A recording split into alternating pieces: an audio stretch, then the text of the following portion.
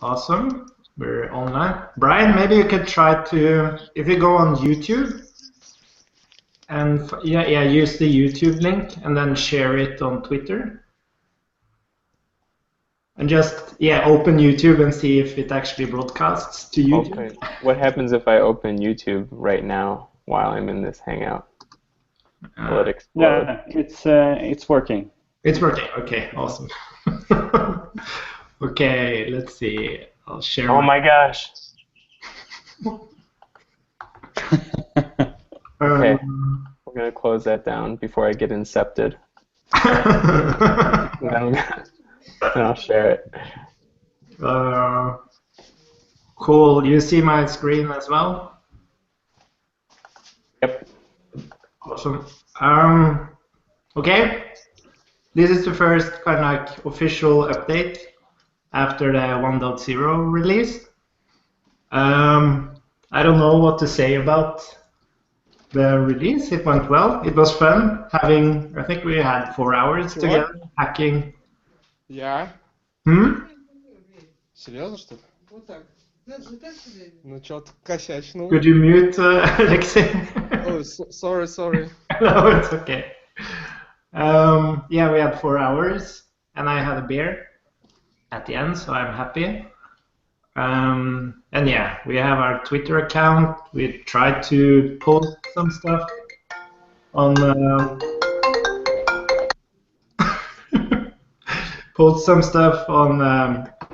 Reddit and Hacker News and stuff like that.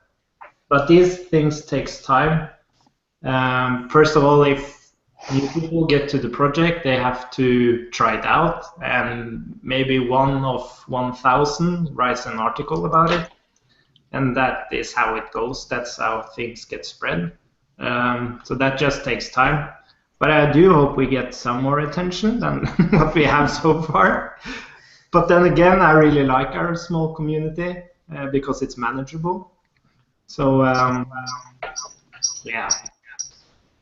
But related to the first update, there are some bug fixes. The computed function or the computed feature didn't update the cache correctly on parent and child changes in the path. But that's fixed. And also the computed will pass in undefined instead of an object, empty object, when you didn't pass anything into it. That's also fixed. And also related to typically on click handlers and stuff, it was easy to pass in the event object into Cerebral, and it didn't really give a good warning on that. But now Cerebral actually checks if it is just a normal plain JavaScript object that is passed into the signal and gives a warning if it's not that. Awesome. And then we have a new Atom plugin, a new update of it, which is really awesome. Have to give a big thanks to, what's his name, for working on that. What's his name? Jereb? Well, he calls himself Jereb, I think. But basically, it allows you to configure the Atom plugin for each specific project, which is really awesome. And you also have some style configuration. You can configure how the imports will be created, and also templates for the files created is also possible to configure. So that's really, really awesome. And then Brian has been looking into the CLI, so you can get a test setup with Mocha and Enzyme. Is it an option now, Brian, or do you pass it as an argument? I still need to make the change to make it the option. Yeah. And like release and everything, but it's almost ready. Yep. So right now you have to pass in, like when you write Cerebral, wait, I actually have prepared my, So when you say Cerebral new, my app, and you have to pass -- testing, For now, I'm sorry, English isn't my first language. yeah.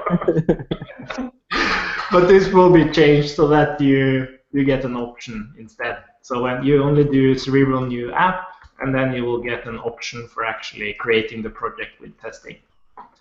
So that's going to be really cool. Yeah. And it uses the Karma test runner, so it will run tests in Chrome or Phantom.js. Yeah. And it has some other things like code coverage works, and also there's a thing that will check your NPM dependencies, and it will warn you if they're out of date. And you have an option with like one command to update everything to the latest version, and like you can set it up so if you run it with your tests, it will fail your tests if your dependencies are out of date. Awesome. Which is good, because if I don't have something like that, then I will only update stuff if I think about it, and that doesn't happen very often. Then things get out of date. So. Thinking in general, or just about that? Thinking doesn't happen very often. Oh, but that's awesome. Really cool. Yeah, so that will. It's not like a new Cerebral release doesn't depend on that, so that will just arrive when it arrives, and we'll tweet about it and share it on the Discord chat. Cool. In Cerebral, I added a new export, which is basically just import immediate from Cerebral, and it's just to make it a bit nicer when you have add signals and you have input changed, and then you would have to say change, chain, my chain, and immediate true. But now you can just say immediate and then my chain. It just reads better, and like we do this very early on in the tutorials, so I think it's better to use this kind of code instead of the other. It's just more explicit and reads better, I think. So that's also a new thing. And then, we have the Cerebral scheme parser. So, woo! So the operators and add-ons uses something called the scheme compiler right now, which Garth has been working on, and it's really awesome. But the API is a little bit technical, I can say. And now we have like a different API, which is a bit more flexible and a bit easier to understand, I think, so that it can encourage you to build your own operators, and you can do lots of crazy things with this. And yeah, I have a slide on that as well, so we can check that very soon. And then I picked up Alexis action tree, which is kind of like the action tree project, which is kind of like it is what executes chains, but it only does that. But Cerebral Signals uses action tree and allows you to create contexts for the actions. So you can basically define your own application signal, and then you can do pretty much whatever you want. I have a slide on that as well, which is really nice for example, if you want to use signals on the server side, you don't need to use all of Cerebral. You can just use Cerebral signals. And then you define, for example, we use something called a task signal in our application that talks to Firebase. But we don't need Cerebral for it. So that's really cool, actually. Sorry? Do we call it Cerebral signals or just some regular signals? Yeah, that's also a good question. It's not ready for release yet, so we should decide on that. because yeah, calling it cerebral signals might be a bit too much, but signals is taken, so we have to find a new word for it. These words are so hard. Yeah.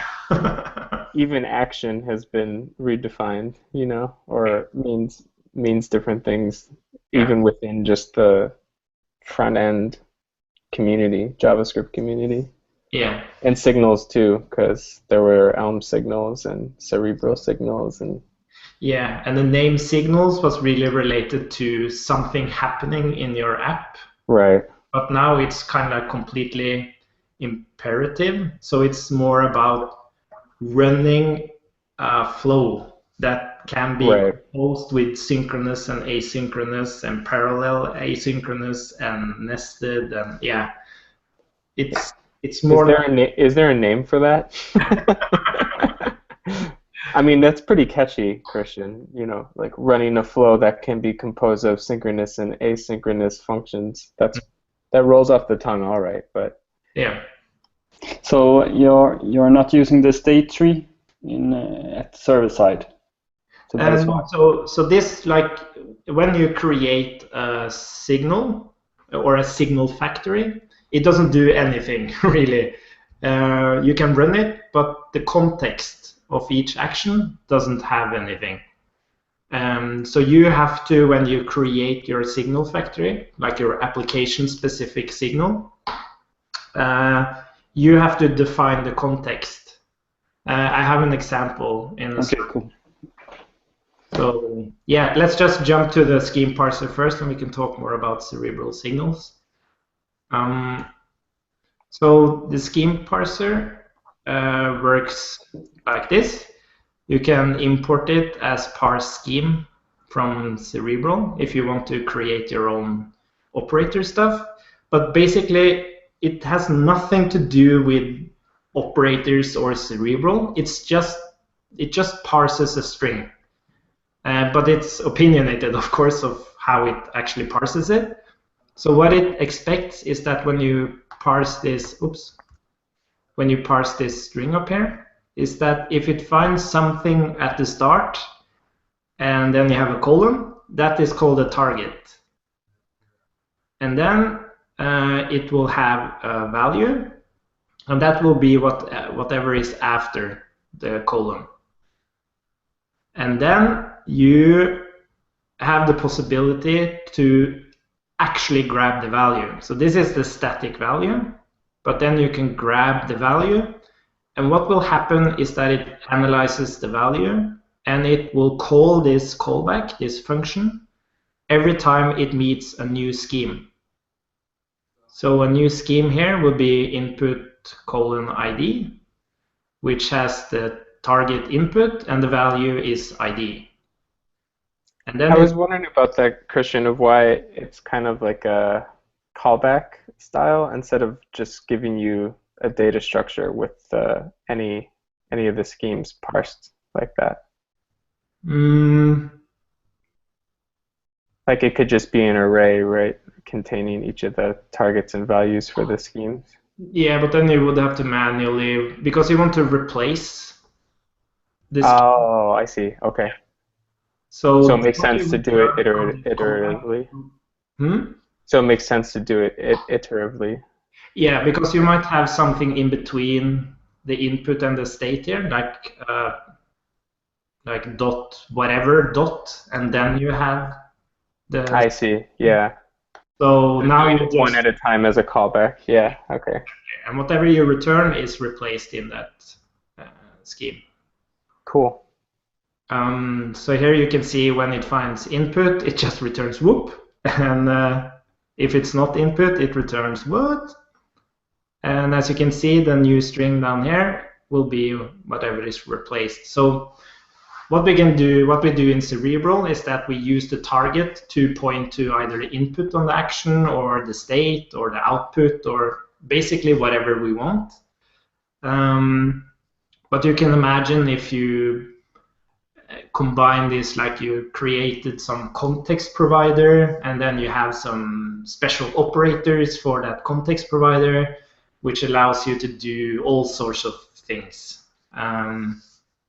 So I can't wait to use this with the HTTP module.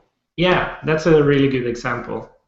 So very nice to use when defining the URL, or you can use it to define queries, or even like post data. So you can just grab these things inside the chain directly instead of creating an action for it. So it's kind of cool. Maybe I should have an example, like what is this thing? It's basically we have set state foo error or bar, and this uses the scheme parser. So it grabs the state on the context, and then it sets the path foo to be the value bar. But this could be, as Brian said, whatever. So HTTP get HTTP www, and then we could say input domain.com, whatever.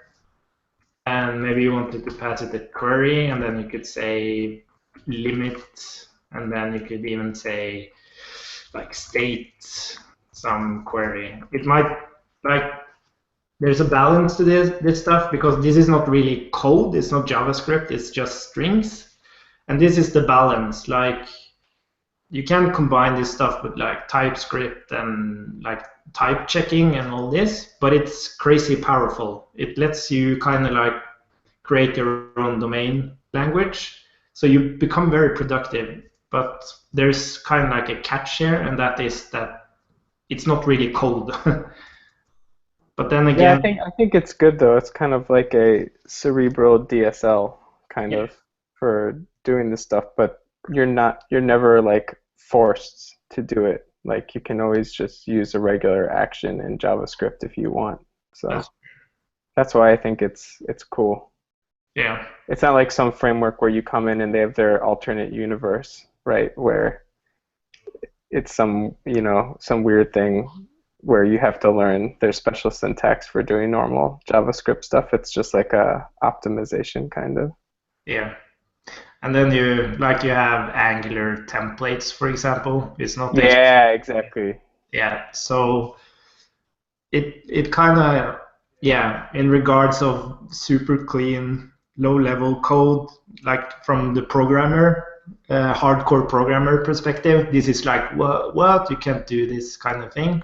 But from like the application creator, we want to create a product, we want to be effective, we're in a team, we have customers, then it's good.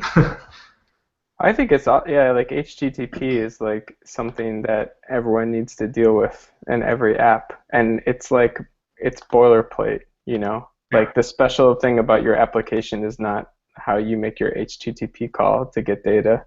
Mm-hmm. So if you can express that in this sort of more concise, little language thing, then, and that can be shared with the community, I think that's awesome. Yeah, I think so too. And I think one thing is using this in your own project, but I think we will also see modules like the HTTP module. We'll start using this scheme parser, and then giving some more power. So that's going to be awesome. I see it as being more valuable for the shared stuff. Like I would be a little scared creating my sort of application specific use of it, because then it's like if anyone else like looks at your application, they'll be like, wait, what is this thing? Yeah. Maybe. But maybe, I don't know, maybe if you understand how the scheme parser works and you've worked with some of the modules before, if you went on to someone else's Cerebral project and saw them using it, maybe it wouldn't be that scary. I don't know. It does have some limitations, like the target has to be something related to the context. So it's not like, I'm sure you can go completely nuts with this, but yeah, it will be exciting to see what people come up with. I guess with that constraint, as long as you have your context provider and you can see what's added there and you understand the rules for this, maybe it wouldn't be too bad. Yeah. But maybe some experimentation is necessary. Yeah. Question? Mm-hmm. I'm just looking into this snippet and have a question here about get value part. Does Cerebral scheme parser expose something for input and state, for some defaults parsers for get value? Or we should implement it on our own? Yeah, because the refactor of operators is using scheme parser. I mean, this function scheme where we check if target an input or something else, how we even extract it from where, and what mean value here? Like, Yeah, we can look at, for example, GitHub. Oh, sorry, it's very low.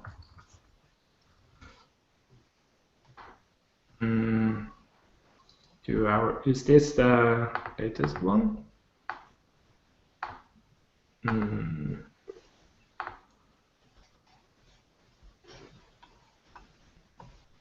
Yeah, so the way it's being used now is, you can see this. This is, for example, the set operator. So it's used like when you have an action factory. And then you pass in this case, you pass in the path and the value. so each operator, each custom operator should check and extract from input and state on its own. Yeah. Okay, yeah, I see what you mean. Yeah, so like, for example, operators could probably have some helper functions for doing this. But yeah, actually it has like populate input and state schemes. But it could probably have some more helpers. But very often you only want an operator to have access to, for example, only the state or only the input or whatever. So surprisingly, a lot of it is very different. But yeah, so I would say that is more on the operators side of things and not. And another thing here, how we combine several. So, for example, I want to use this helper, populate input and state schemes, and then I want to extend it with OM support. Could I do something like that? And none of the helpers are really part of the exposed API now. I haven't really thought about that, giving like helpers on extracting things. Basically because I was thinking that people would use it for different stuff. But yeah, I don't know.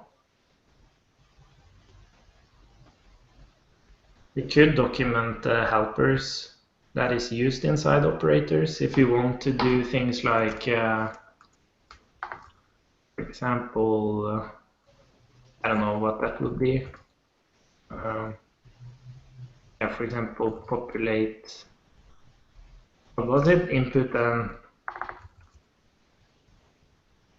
from Cerebral operators, whatever, something like that.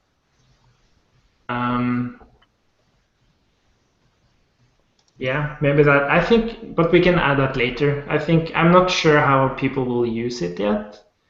So right now it's very hard coded into the different operators, but this could be extracted as more generic helpers that can be also used by other people to create their own operator. By the way, in your slide, even note under is also wrong. Oh no, I see now.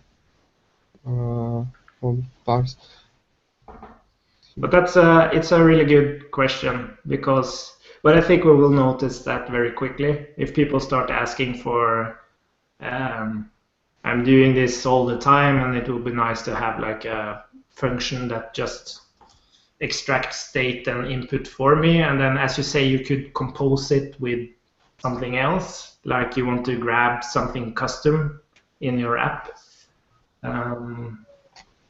Yeah. Yeah.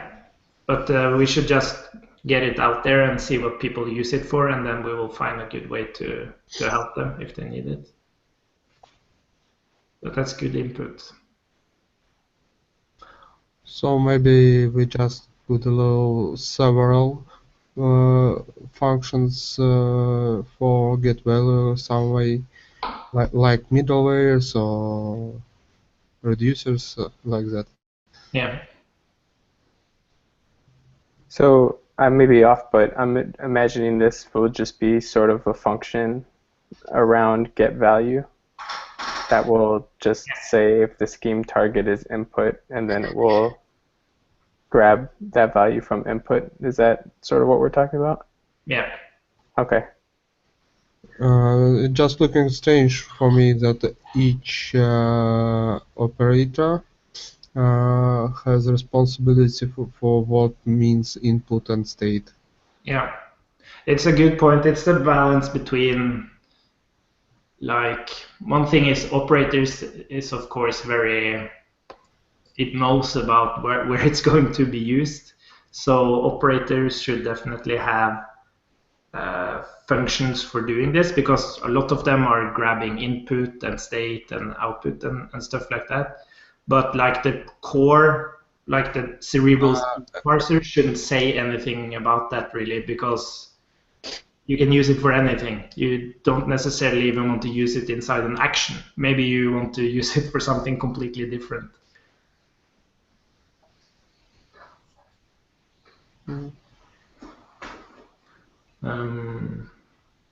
It doesn't even necessarily need to be a Cerebral scheme parser, right? Yeah, it's basically a scheme parser. Like the only thing it needs is a string, and it gives you some. It basically gives you what you see on this slide. That's the core of it.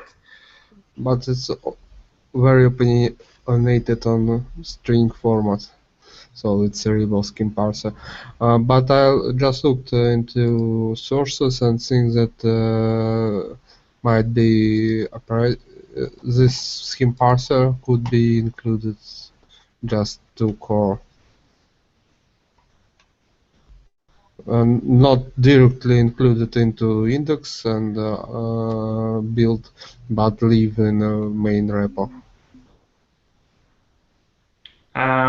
What did you mean now? That we not have a separate repo, but Yeah. Like operators. oh yeah, operators. Yeah, that's true. Scheme parser could live or in Cerebral itself or in operators. Yes. It just No, I meant like importing, like you import operators, you could import the scheme parser. Oh yeah, Or do you mean? I mean, we don't need a separate repo for Cerebral scheme parser. Yeah, it's just that maybe somebody wants to use the parser for something else than Cerebral.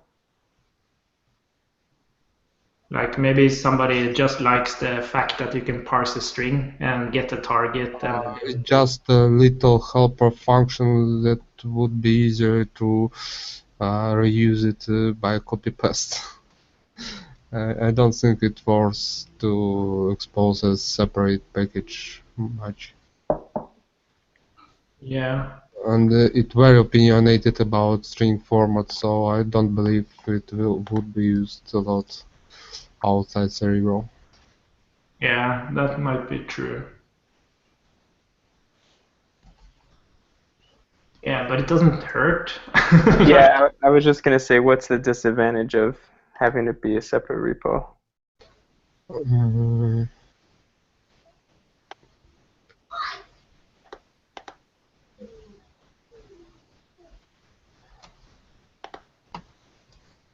just maintenance cost. Yeah, that's a good point. And we could, of course. And also, have you read recently about cost of small modules? Oh man, mono repos are so hot right now. But cost of small models means not about separate repos or separate npm packages. Each file, in fact, is a small model. Mm-hmm. So when it bundled with Webpack, a lot of little files. Oh yeah. It could cost a lot because each model wrapped with function with own scope. Alexi, are you saying we should have one index.js file? No. I'm just kidding. Of course. But it may worth some sort of rollup bundled build, because rollup can host scopes. It just includes it inlined, but it's for future, of course. Yeah, and there's and it doesn't really matter which way we start. If somebody wants to use it for something else without Cerebral, then there's no problem to make it a separate thing. So for our benefit now is to maybe to keep it inside the main repo because of build stuff. And if somebody says, hey, this is a cool thing, I want to use it for something completely different, and okay, let's make a separate repo for it. Now it looks like much more like little functions should live in util. Yeah, I agree. But yeah, let's nail that discussion on what to expose from the scheme parser to the developers before we release the next version or the release candidate. But yeah, either we release it as it says here, like you just have to manually grab everything for your custom stuff, or we can expose like a simple function that already has like ability to grab from input and output and state and all that, and then you can just add your small little snippet for whatever else you want to use it for. That's cool. Yes. And then it's Cerebral Signals, and it uses action tree that Alexei has been working on. The refactor I did there was to remove promises. And it's kind of strange. I think actually like Signals now uses promises, but there's actually no technical reason for doing it like that. It was just simpler to handle parallel asynchronous actions that way. But promises does give some overhead, and with the simplicity of the refactor Alexei originally did, all the signals had to run asynchronously, which caused a problem. But by using callbacks instead, it runs faster because it doesn't need the overhead of promises. And it initially runs completely synchronously, but then you run asynchronously when you want to run asynchronously.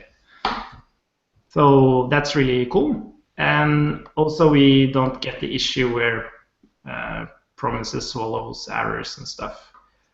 I just can't ever get my head around that. I feel that I'm so in control now. I understand promises. I understand when I need to use catch to be sure and all that stuff, but I still don't trust promises. I always find myself in a situation where there's something wrong and I can't figure out why, and then I always blame promises. it's too easy to do the wrong thing. Yeah. Which is like swallow. It's just too easy to swallow errors. Yeah. And I just Chrome helps a lot because at least it will log that there is a unhandled, like it will let you know that you're missing a catch. Yeah. At least, which is big. Yeah. Yeah, that was huge when they implemented that. But then you have like. But it's really hard because it's like then you throw a catch to handle like an error that you're expecting, but you actually have a bug in your code, and it's catching, you know, I don't know, just in a different way because it's some sort of like, I don't know, some sort of error that you didn't expect, and then the output sometimes is hard to figure out. It's just hard to drill into because you weren't expecting that error. Yeah, and it's so strange to me because there are some. One thing is if you create your own error, but these native errors like syntax error and reference error, or I don't remember the names of them, but those are things that should never happen in your code. It's something wrong in your code. So I don't understand why promises can't. Why they catch that? Yeah, why can't they check the error instance type and then throw normally if it's one of the like normal native error types? That should never happen in your application. But it's very easy to say that. It's probably a good reason, but yeah. But it's very frustrating. Anyways, so we're running with callbacks, and yeah, also the fact that we never rejected anything in the signal chain. Like it's just about running flow. It's not about rejecting anything. So it makes a lot more sense to just use normal callbacks. But that said, that this is a low-level thing. This has nothing to do with the API or what the developer will do. Yes. And so now you can actually define a signal for your application. Like I mentioned, the example we have where we have complex flows running against Firebase, a concept called tasks for Firebase. So we have a task signal where we, so instead of my signal, we have task signal. And then we put in the input provider. And we also have an output provider, which is also available by default. And we also have a Firebase provider. And we actually also have a dashboard provider where we log what's happening inside our chains. But the point is we just create the signal as normal, as we can see at the bottom there. But now we have defined the context. We have defined what should be available inside each of the actions in the chains. And then the underlying action tree and everything just makes sure that it runs. And the signal will emit events whenever an action starts, whenever an action ends, whenever the signal starts, and whenever the signal ends. So the idea here is to actually use this implementation inside the core of Cerebral as well. So the controller kind of becomes a wrapper around this implementation. And that should give some optimization improvements, and it's just a lot cleaner. And I think it feels a bit better like when you work on the server side and you don't really need all of Cerebral, but you're still like in Cerebral land. You choose just these signals and you define the context for the server and then run it as normal. And how does it handle, you said you include Firebase as a context provider? Mm-hmm. Or, a provider. How does that, because it's not like a service that gets wrapped like other things you might include, but does it work with the debugger and everything? No. So no, the debugger doesn't work with this. Okay. So you only get like the execution. Right. You can define signals and you can execute them, and you can create your custom context for the actions. That's all it does. So you have like context.firebase. Yeah, exactly. Okay. And then you just use whatever just go wild with the Firebase API directly there within any action. Yeah, it doesn't have to be serializable what you pass in, nothing. It's just very, very simple code to execute the chain. But it handles all the crazy like async things that you can do with Firebase. Yeah, so you have the actions, you can define them as async. It analyzes the tree for you, so it notifies if something is wrong in the tree definition. You have, of course, the objects to define outputs from the actions and parallel stuff. And yeah, so you have like all the core features of running signals. So you don't have at all? Don't have services? No services. So that's Cerebral specific. Yeah, but I kind of like it because when I test stuff on the server side, I can mock the services. Yeah, but you do the same. And then you mock the context provider. Okay. So it's so it's very simple to write a test. You just reuse the context providers that doesn't affect your tests. But then, for example, with Firebase, we could just create a Firebase mock provider. Yeah. Okay. Could services in Cerebral proper be just a services provider? Yeah, and it is actually. It is, okay. Yeah. So yeah, that's kind of interesting because what you see at the top here on my signal, that is how we build the signals for Cerebral today. Everything you see on the context is a provider. So this basically makes you able to create your own Cerebral. Right. Yeah, if you want to. But it's kind of cool because we've been shifting back and forth on the abstraction level of this. Like action tree was very low level and Cerebral is very high level. But this implementation is smack in the middle. So and I think it's a good abstraction level. Yeah, I need to refactor. It's kind of worth like thinking of, oh, I'm sorry. No, go ahead. It brings up questions about Cerebral as a whole, like what's the scope of the contribution? Like on the one hand, it's its own sort of ecosystem with a full stack and a CLI and integrated things. And then on the lowest level, it's like action tree. Yeah. And then this is kind of interesting where it's in the middle, where it's like, is the identity of Cerebral more than that, where it's a thing that can have many integrations, and is it kind of designed to be used in other stacks, or should we do one or the other, or maybe it's cool to do both, like we have a Cerebral stack and community, or we could go all in a little bit more with Cerebral signals and making it a really sweet integration. Yeah, because like what we're doing, like we're exploring stuff, and we have ideas that other people can benefit from, and they should be able to benefit from them without going all in.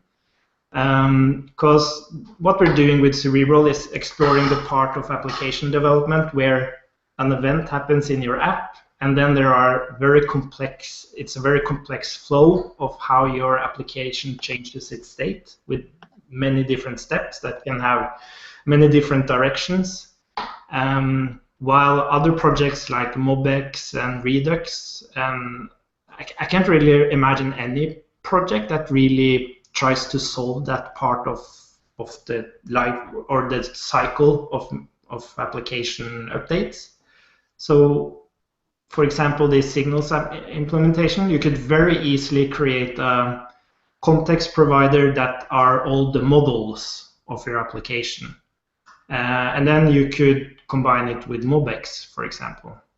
Super easy to do that. And then instead of importing all your models into the actions, you have them available on the context. And when you change them, that will do this thing where it just updates everything in your app automatically. This is super cool. Yeah. I need to refactor my server-side code now. Yeah, there's a small bug in it now, but I'll let you know when it's ready. Okay. Yeah. I think it's it's interesting too. Like there's the state changing flow stuff, but I think another distinctive too is like the model layer, which is sort of like an extension of Baobab, kind of coming from that angle, because like there's other approaches like Redux's single state tree is very different. And that's kind of one thing that Cerebral has always been built on and has sort of been opinionated about, right? Like that model level API. Yeah. So that's one thing that would change too. Yeah, and because like the model of Cerebral has always been so close to the signals, but after we've been iterating on this and we figure out the context providers, it's suddenly more apparent that it's just an implementation detail of signals. It's just a Baobab provider kind of thing. Right. Yep. Yeah. So I actually did a small project with this where I had like a dispatch provider for Redux. Cool. Yeah, it's super simple. So you can basically use it for everything. So whenever you have an application, it doesn't matter what project you use. If you have to handle complex state changes, then you can define a Cerebral signal, and you just provide it with the context it needs to run those changes effectively. The only sad thing is that you don't get the debugger, right? Yeah, but I've been thinking about that as well. It would be possible to have like a debugger provider, but you would have to configure quite a bit. I guess it could be part of the particular integration, maybe? Yeah, something like that. Or Christian, could you use, like, for example, if you had a Cerebral integration for Redux, could you just use Redux DevTools instead of? Yeah. So at least it's not like you'd be left with nothing. No, not at all. So it would just be some additional thing. And that's basically what happens now as well. With the current Cerebral, it's a context provider that actually grabs all the mutations and stuff. Oh, I see. And stores it, and then so you can do lots of stuff with just providers. And the reason we have these context providers is because if you compare it to like RxJS, which is like you pass in a value, and for every step of the way, you have to return what the next step should have available to it. But when we have a context, we can share state. So we can give it something, and then it can provide things down the chain. And so it's kind of like, if you think about RxJS as having kind of like its, I don't know, a wrapper. So wherever you are in the RxJS chain, you would actually have access to, for example, your state or whatever. So it's actually more like if you compare these things. So when you have app-get items, you would typically do something like get items, set items, whatever items. And the thing is that this is exactly like doing a request and next. And the thing is that these actually, all these functions share this stuff. When I do next here, I still have access to rec and res and response. This is really good. It would be kind of hard if you had to return, and then you would have to return both of them every time, along with some value I created. Well, that's the nice thing that Cerebral Signals gives you. Yeah, exactly. So it's like RxJS is very nice when you want to transform values, where each step transforms the value you passed in initially. But this is more complex. This is about state changes and side effects, and you need to share things between each step. So that is Or do even crazier stuff, like talk to a backend. Yeah. And handle if there's an error and all that stuff. Yeah, exactly. Conditionals Yeah. and all that. So. No, that's really cool. I mean, it's really exciting, and yeah, it just makes me think about, like in my context, is like it's harder to convince people to join our weird little community.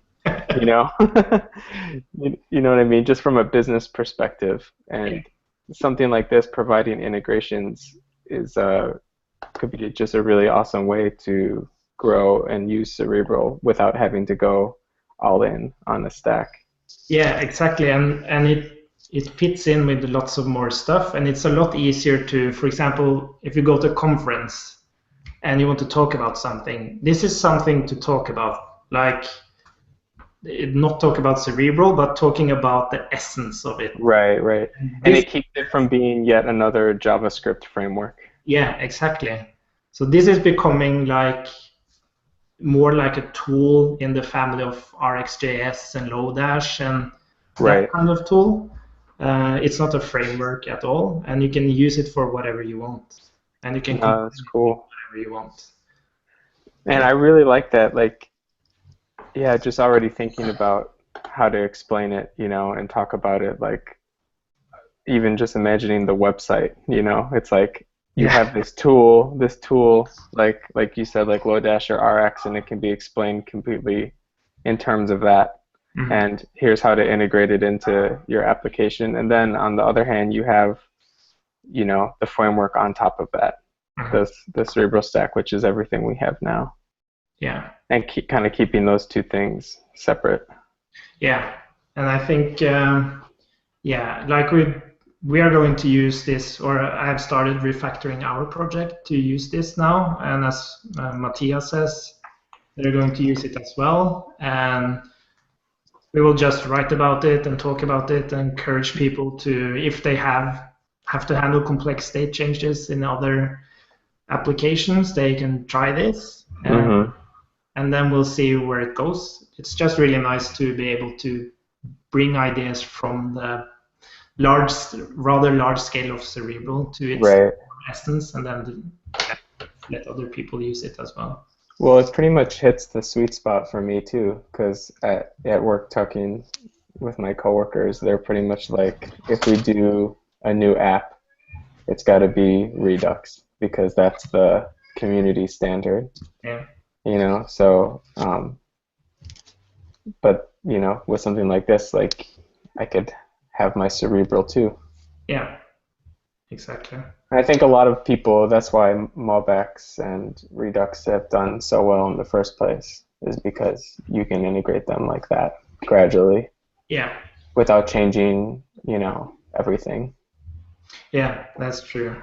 Though so, and it's kind of difficult, like you see when you bring the right pieces together, like the signals, the single state tree of Baobab or whatever, and you bring it into a framework, then you suddenly get things like the debugger.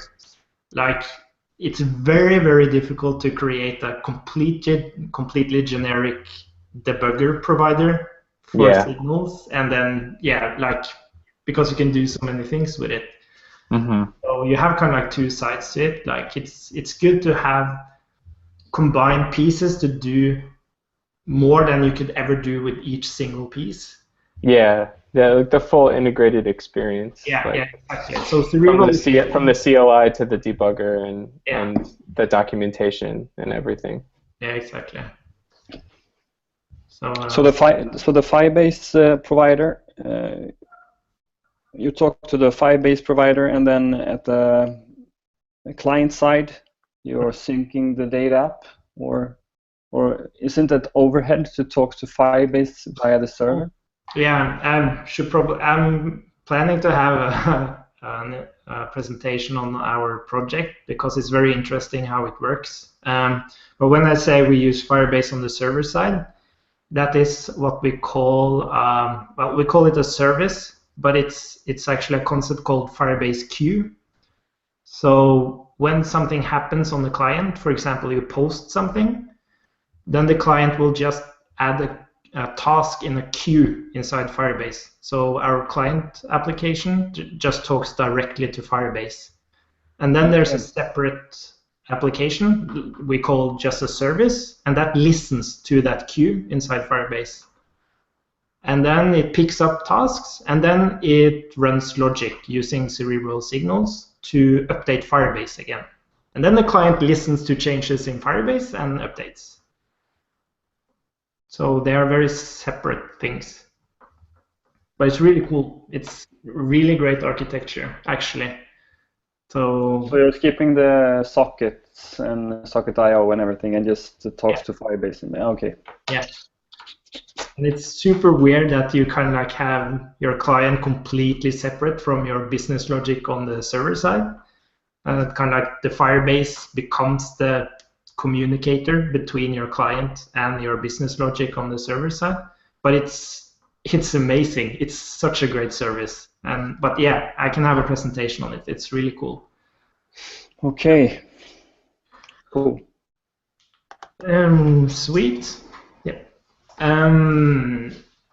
Yes. So yeah, as I said, there's a small bug there now, but it should soon be ready, and it will be some work to integrate it with current Cerebral. But we'll just do it as time goes by.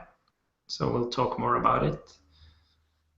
Yeah, and then oh, what's his name?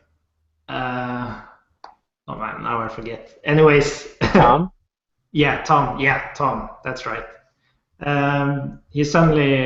We've talked about this several times, like with Electron and the NW.js project, make the debugger work. And for some reason, we had some time, both of us, so we dived into it, and it actually wasn't that much work to fix it. So now the debugger works with Electron. So that's really cool. And it also works with React Native and, of course, the web. So now we just need to make it work on the server side, but that requires a lot of work.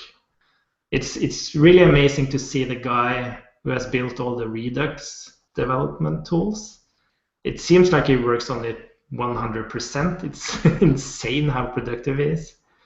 But it's kind of interesting, like the Cerebral debugger,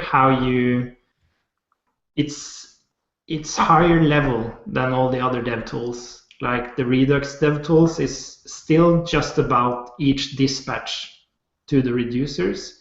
It doesn't say anything about the flow, like how did it get to that dispatch and what dispatches are related to each other. It's just a list of dispatches. So that's really cool. And also I've seen some work on the Cycle.js dev tools, and that's even lower level because that's giving you debugging of. Yeah, it's like making like when a function runs, it like blinks in a box. Yeah, exactly, and it's super cool. Like it's really, really, really cool. But it's fun to see how the abstraction level of the Cerebral debugger, like it really helps you understand your application on a higher level, because that's often where it gets hard to get your head around. So, but it's yeah. I guess is there anything we can do with maybe the debugger wouldn't be as full featured as when you're using the full Cerebral stack with the models and services and everything, but could we at least like have a debugger for like signal execution, like shows which the signal name and then shows like the actions in the chain, something like that, but maybe not full like wrapping services and everything? Yeah, because what I think we can do is, I'm not exactly how it can work, but as you say, like we can build a general debugger that will show you the actions, like the signals when they trigger and the actions in the correct order and all the asynchronous behavior, all that, you can get it. But it will be, and even the input and the output can be part of that. But what you don't get is what's in between each action, what's happening inside the action. Like now we see all the state changes and we see the services being called.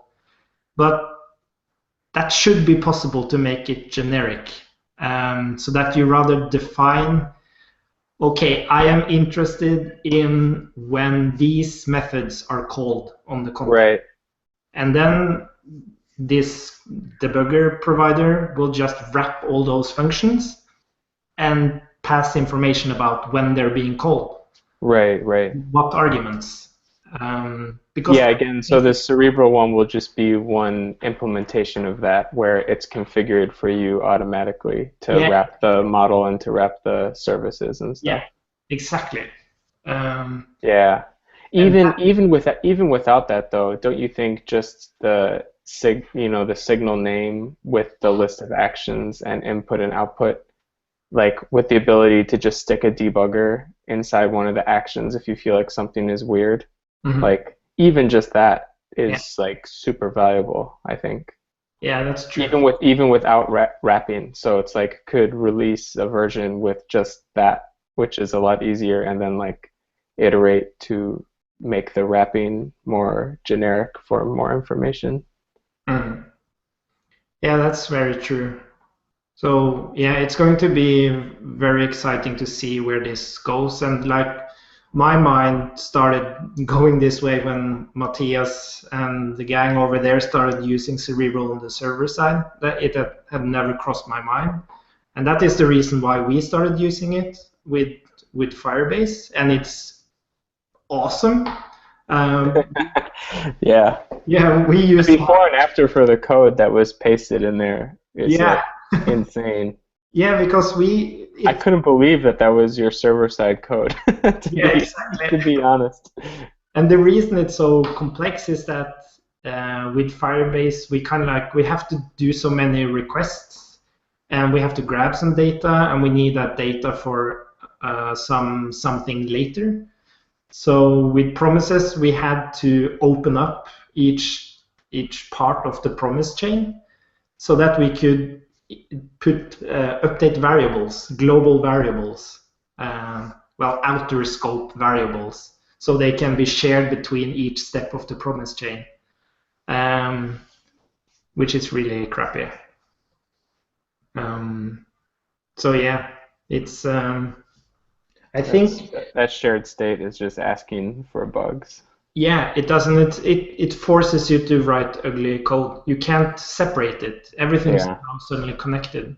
But with like this concept of this context you pass into or is available on your actions, then you still have the coupling.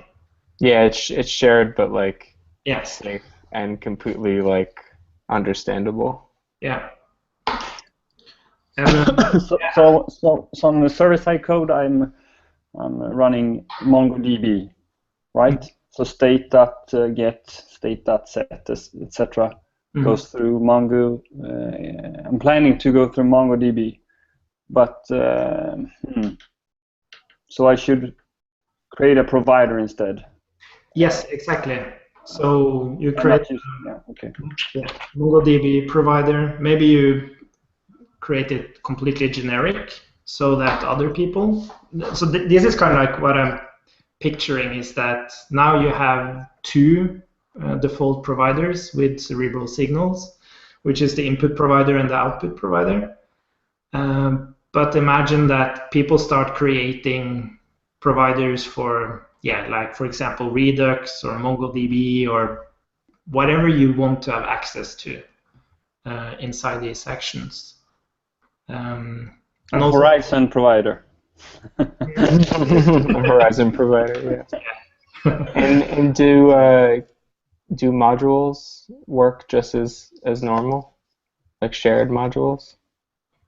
You mean with with like on the, I can't think of a good example of one that would for server side. Oh yeah. But would using, I guess if there was a modules, Because there's really no concept of modules with this, what should I call, with cerebral signals. Yeah, yeah. I was just thinking like if you wanted to share share stuff, there's providers. Oh yeah. There's context providers to share like what shows up in the context. Yeah. But are there like utilities that would, I guess that's, yeah, you wouldn't use modules, right? You would just make a provider, I guess, for a utility that you want to share in the community. Yeah. Or you could have a collection of, or you could kind of like create a signal factory, like with some preset providers. So instead of you composing together all the different providers, much like you do with Redux, where you compose together different middlewares. Right. You would just have, okay, this is a set of middleware or providers that work. Just package it up. Yeah. And then you have to define your signals. So you can do things like that. And are you just like using like a node fetch or anything like that for just server-side HTTP? Mm-hmm. Or is everything just Firebase? What do you mean? Like if you need, do you need to make like a when you're using HTTP in the server? Are you doing that? Is my question. We're doing it. We're using socket communication and fetch a lot. So yes, we have a lot of like plugins that uses Cerebral, or we are porting them to Cerebral server side, and they can receive events through sockets, and then we so it's great. But Firebase, I haven't looked into Firebase. So for fetch, do you expose that to the context or no? No, I'm making like a module of it, an own module for the server side. So I'm using Cerebral as it is. Oh, full Cerebral. Okay. So I don't have Cerebral signals yet. Oh, okay, yeah. I was asking for something like if you wanted to use fetch like with Cerebral signals. Okay. If you would just import it and use it, or would you try and expose that?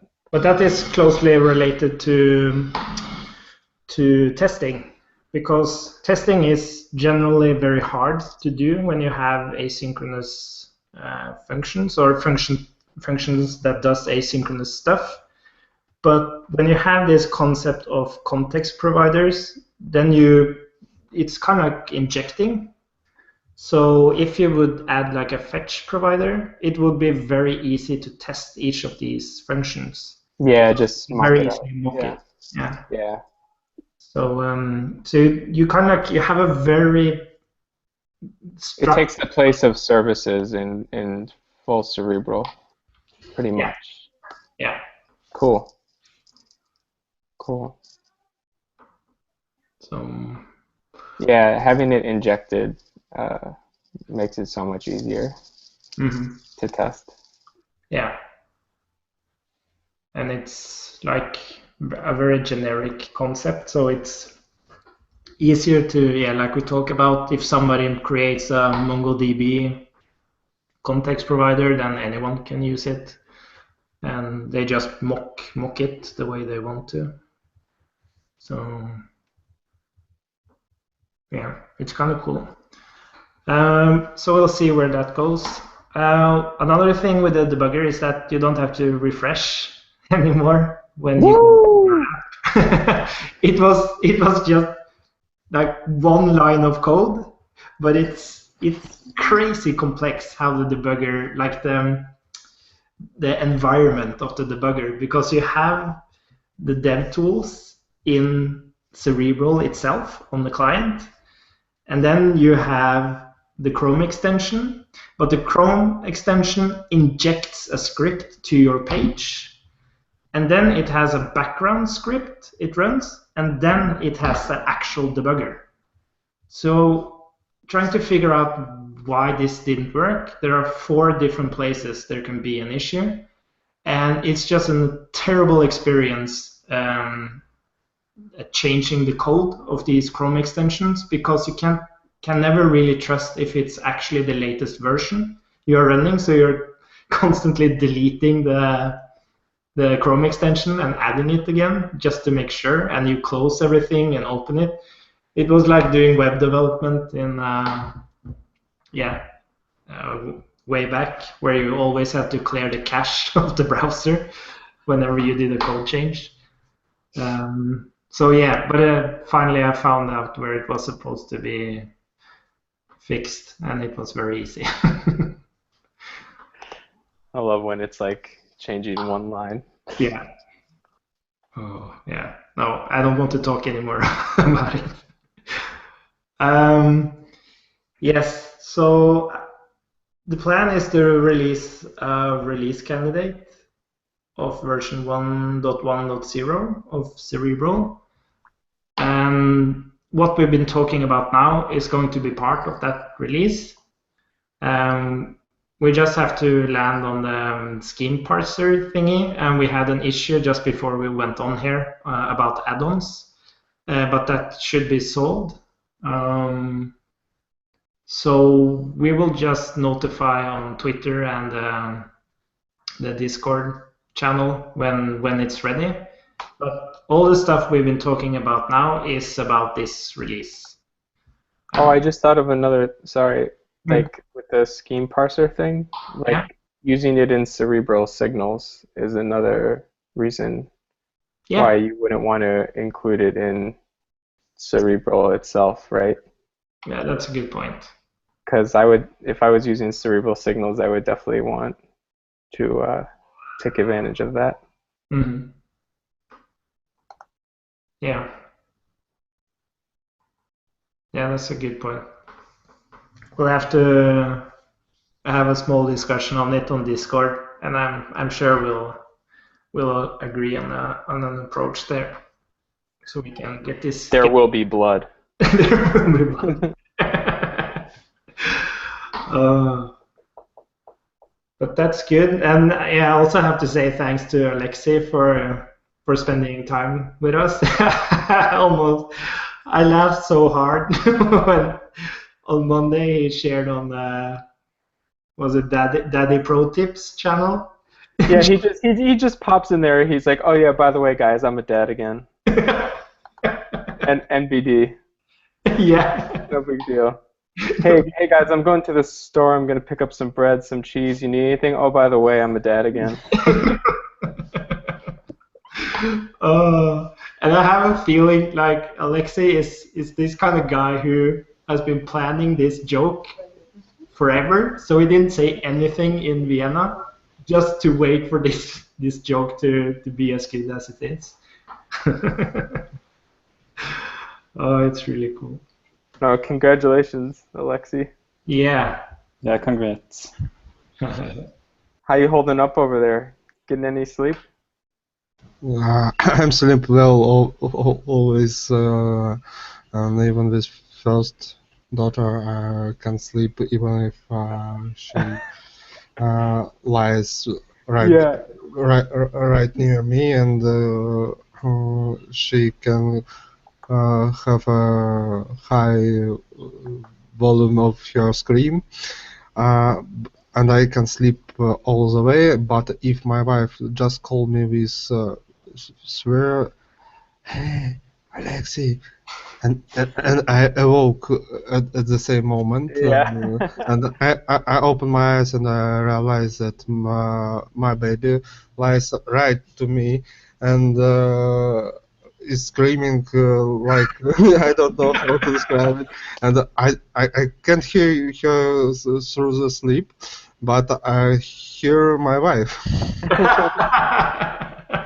You have that. Yeah, if she calls me, even with a very low voice, I can wake and make help here, but it's not a problem to me for sleep. That's an old daddy trick. That's a daddy pro tip right there. Just built in to not hear the cries of your children. I think there is one exception for this rule. If I know that my wife not near, that I think I'll definitely wake up my child too. But just some switch. It's a very convenient switch.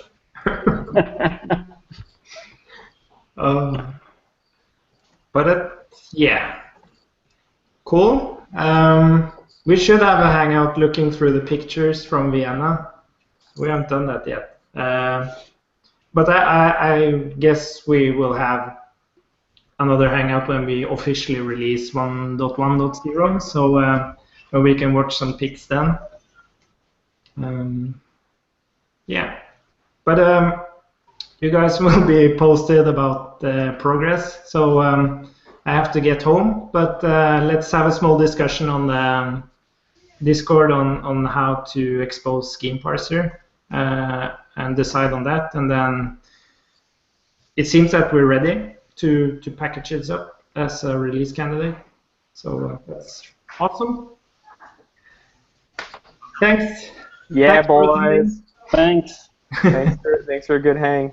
Yeah, talk to you later. See you guys. Yeah, bye. Bye.